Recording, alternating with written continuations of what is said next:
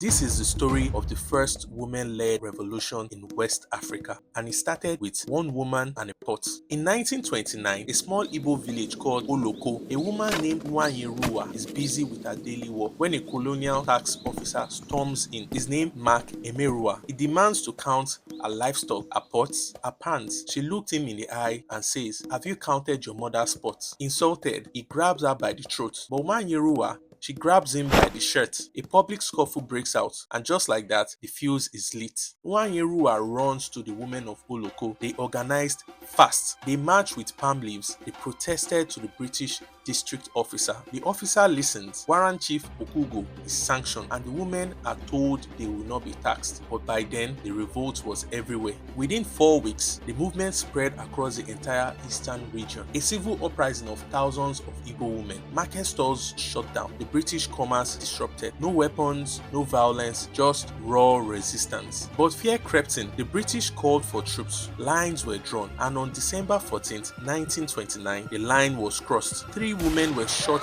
and killed in Utu Etim Epo. A day before that, an officer named William Hunter ran his car through 300 protesting women. One woman died. The crowd went wild. British infrastructure was torn apart. By December 16th, the protests reached Opobo. The women's demand were simple: no taxes on women, no rent in the marketplace, remove corrupt chiefs. The British called them outrageous, and then they opened fire in King. Over 50 women were killed. The British later called it unfortunate but necessary. In 1930, Nwanyeruwa was put on trial. The charge? Inciting riots. She was sentenced to 3 months in prison. By August, the British press grudgingly acknowledged the massacre, but history had already been made. The Aba Women's War wasn't just a protest or riot. It was the first major women-led uprising in all of West Africa. Share this if you've never heard the story.